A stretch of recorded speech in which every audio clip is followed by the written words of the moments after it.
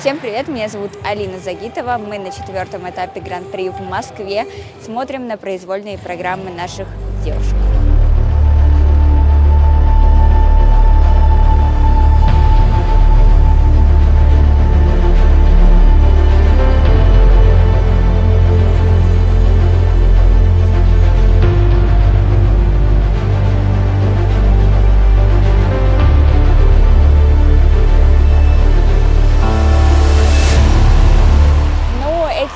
Соревнования для нее, конечно, были очень сложными, но тем не менее она реабилитировалась после первого этапа своего гран-при, сделала все на максимум. Единственное, мы видим, что у нее на первом прыжке была галка, то есть недокрут, но тем не менее она достойно прошла этот этап гран-при и показала, как мне кажется, свой максимум на данный момент.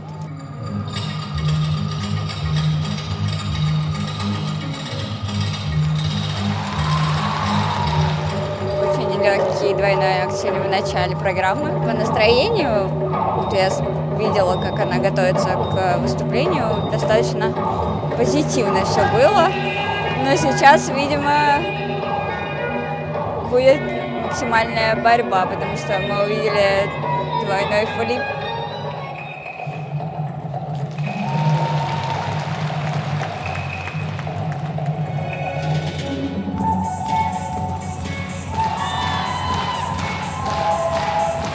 Как ее зал поддерживает. Спасибо вам большое. У Ксюши этот сезон достаточно сложный. Она борется, в том числе с внешними изменениями. Я понимаю ее прекрасно в этом плане, поэтому большое уважение ей, что она выходит и каждый раз дает настроение для нас, для зрителей. Обидное 4-е место. Соглашусь. Что тренеры сказали после? Обидная бабочка на двойном флипе. Ты мне в раздевалке сказала, что ты недовольна. Я очень самокритично сама к себе отношусь, поэтому немного эта бабочка, конечно, разочаровала, потому что, был бы тройной флип, могла надеяться на более высокое место, как бы уже было бы приятнее. Есть некое расстройство. Даже если ты там сделал какую-то небольшую досадную ошибку, все равно это остается немножко осадочек. Сколько у тебя разрыв до 3-го? Балл. Ну да, это как раз вот этот вот двойной флип. Да. Но вы с Ксюшей очень хорошо дружите. Да. Нет ли у вас какого-то чувства соперничества, потому что всегда где-то рядышком? На льду мы все выходим делать свое дело, как бы соперничество присутствует, потому что мы работаем, чтобы показать свой максимум, свой результат. Ты стараешься реализовать весь свой потенциал, а не просто выходить и красиво кататься. А все-таки хочется показать вот эту работу, которую ты проделал, и получить за нее соответственное награждение, награду какую-нибудь. У тебя есть каскад 3-3 во второй половине программы. Он уже так был поставлен, либо ты перекраивала свою программу? Нет, так поставлен. Такое тело, что к концу программы мне становится легче прыгать. Кстати, ты тот человек, который откатывает чисто произвольную программу в конце тренировки, да. Правильно? Я просто тоже. Я могу откатать. Человек. У меня нету такого, что я устаю или как-то не восстанавливаюсь. У меня, наоборот, выходит вот этот ненужный адреналин какой-то, и я на севших ногах, наоборот, начинаю свою работу делать. То есть это получается легко. Перед соревнованиями ты делаешь конкретно ОФП? Я очень много прыгаю именно на утренней тренировке. У меня всегда серии прыжков, по несколько подходов. До того, как прокатать произвольную, я сначала связки отрабатываю, чтобы конкретно так немножко себя подзаморочить, а потом уже на вот такую голову, которая не думает о лишнем, выходить и катать. Я не из тех людей, которые, надо ножки поберечь, как бы сделаю свой максимум на старте. Нет. Я если так поберегу, такие бабочки вначале и случаются. А короткую программу как ты оценишь?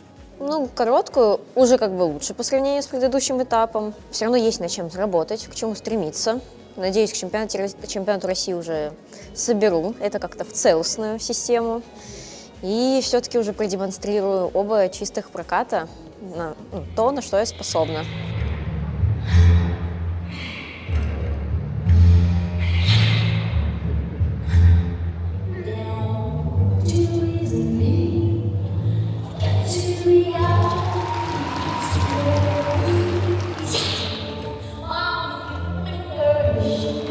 Я думаю, что там должен был быть каскад, но был только луч, поэтому сейчас увидим где-то во второй половине программы, думаю, каскад из 3-3.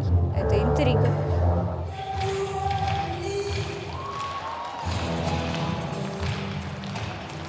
Хочется немножечко и поругать, потому что на самом деле такая зажигательная программа, такая музыка, в которой надо выдавать эмоции свои.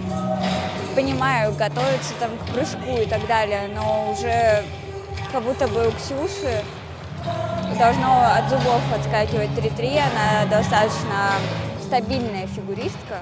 И вот чтобы зрители не видели вот этой подготовки, вот этой сосредоточенности, то есть да, внутри она может быть, но снаружи, чтобы этого не было видно. Наверное, я хочу к этому придраться. У меня сегодня такое настроение. После произвольной программы ты сидела в Киссинграе и очень долго плакала. Расскажи, почему? Такая не очень приятная история. Утром проснулась и поняла, что я не могу ни согнуться, ни разогнуться, ничего сделать. Вот, зажала спину. Утром еще тренировку более-менее как-то подкаталась, после чуть похуже стало. Вот, но Александр Озеров мне помог. Вот, и все сделал, так что, чтобы я смогла выйти и показать хоть что-то. Да, уж тебя все еще беспокоит спина. Да. Как будешь восстанавливаться? Ну, сейчас пару дней возьму отдыха, схожу к врачу, проверю, чтобы все было там спокойно, хорошо, и уже будем готовиться к чемпионату России. Расскажи вообще, в принципе, как ты оцениваешь этот турнир? Короткую программу? Ну, короткая была хорошая в целом, кроме вращения, немножко меня там повело, а в остальном все хорошо было. У тебя я увидела тройной луц, и ты не прицепила туда тройной тулуп. Да. Правильно, что ты перекраивала свою программу полностью? Ну, не полностью, просто да, поменяла. просто каскад. Но когда выезжала с луца, поняла, что тулуп будет сделать тяжело, и решила переставить каскад к другому прыжку, к флипу. Вот. Еще когда ехала на флип, думала, всякие разные мысли в голову закрадывались. Может не делать, может сделать 3-2, но решила идти уже до конца. И в целом получилось, поэтому рада, что смогла сделать. Риск был оправдан. Да. Это я тебя хвалю. Спасибо. Молодец. А на тренировках вы это как-то репетируете? Там? Ну, иногда бывают тоже такие ситуации, когда каскадом с первым прыжком не получается, приходится перестраиваться, потому что в прокатах разные ситуации могут быть. Вот, но вообще редко применяется такая практика. Обычно я всегда делаю с луцем. Молодец, что сделала, постаралась, и вот заслуженное 3-е место. Спасибо. Давай.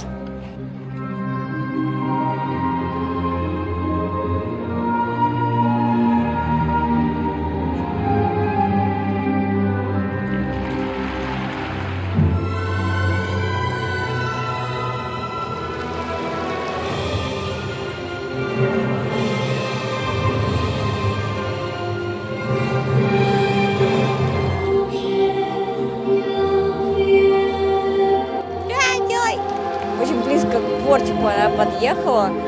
Я всегда удивлялась. Лед, он достаточно большой. Некоторые фигуристы просто заезжают настолько близко к бортику, как будто бы мало места для разгона. И это странно для меня всегда было.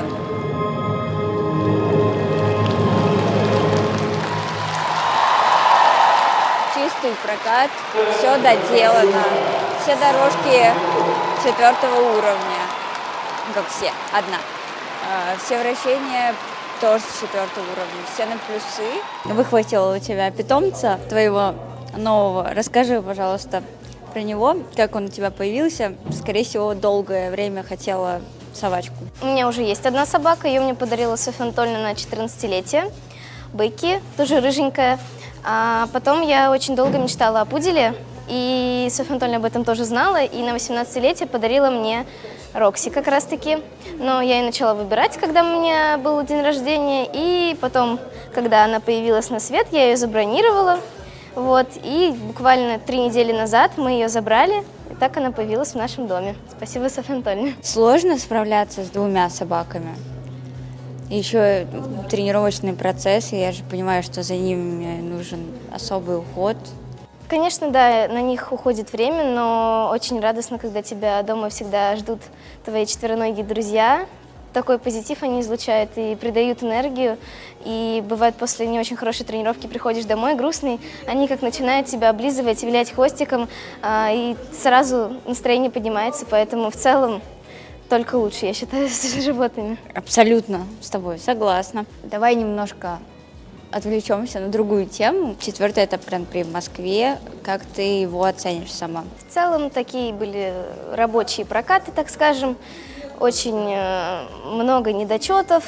Совершенно не мой максимум, но так как я не так долго после травмы катаюсь, я рада оказаться на публике, очень уже хотела поскорее на соревнования, поэтому счастлива, что смогла здесь выступить, завоевать серебряную медаль. И дальше будем улучшаться, восстанавливаться и показывать лучшие результаты. По техническим элементам это далеко не мой максимум, но опять-таки я восстанавливаюсь, нарабатываю форму, накатываю программы и дальше больше. В плане эмоциональном это было уже лучше, чем на прокатах. Мне показалось, что я уже лучше смогла раскрыть образ. Конечно, еще много есть моментов, нюансов, где еще больше можно показать эмоции, но в целом это уже было получше. В короткой программе у тебя не все получилось, а именно каскад 3-2, правильно? Да. Как тебе кажется, чего тебе не хватило? На самом деле я довольно уверена была в этом каскаде, и на разминке уверенно их прыгала, но перед прокатом случилось такое не очень приятное падение, больно упала на бедро, и потом почти сразу же пришлось выходить на старт, так как посчитали оценки Адели, и поэтому чуть-чуть я не успела настроиться, так сказать, и вот это вот падение немножко меня выбило. Я не успела, наверное, даже в программе чуть-чуть прийти в себя. А как тебе выступалось после Адели, потому что она сейчас хедлайнер женского фигурного катания? Я в целом не чувствую особо, после кого я выступаю, я не смотрю ни на оценки, я даже, наверное, их не слышу, не то чтобы я их специально не слушаю, просто я настолько сосредоточена, что я не слушаю оценки, мне не так важно, как кто передо мной катался, главное это как бы моя работа, мой настрой, поэтому я просто выхожу и катаю свою программу, а после уже смотрю прокаты свои, прокаты других девочек и анализирую. Что тебе нужно сделать, как тебе кажется, чтобы быть лидером? Вы обсуждали это с тренерами? Мы больше обсуждаем, как совершенствоваться мне, как выучить новые элементы, улучшить технику, чтобы там выучить какие-то другие четверные, вставить их в программу. И больше обсуждаем мое улучшение, мое совершенствование, поэтому... Четверные прыжки нужны, правильно? Конечно. Нужно развиваться во всех отношениях, и в техническом плане, и в эмоциональном, и в катании, чтобы и все дорожки вращения были на 4-й уровень, и скольжение, скейтинг skills был очень красивый, передача образа. Мне кажется, в фигурном катании надо показывать все, чтобы выигрывать. Но ты с этим успешно справляешься. Спасибо. Держи своего питомца. Нет, нет. Новая звезда, да, Рокси? Поедет на 4-й или не будет рисковать? Вот в чем вопрос. Идите. Вообще как будто не дошла до ноги в плане перед отталкиванием, осталась спереди. Получилось, что она упала прям на руки, опустив корпус.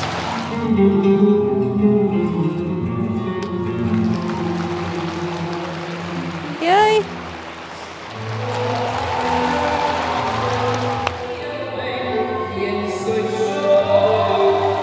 О, практически в конце сделал каскад 3-3, хотя это уже давно вторая половина программы. Это нам говорит о чем?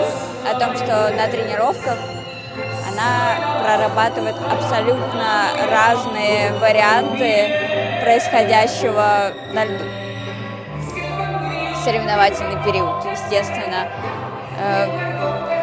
перекраивать программу она умеет, мы это прекрасно знаем. И знаем наставления, которые дают тренеры, где рисковать можно, а где нельзя. Если, допустим, вот первый тулуп четверной у нее не получился, тогда они идут на второй четверной. Это насколько я знаю. А если все-таки получился, тогда можно и рискнуть, пойти на второй четверной тулуп.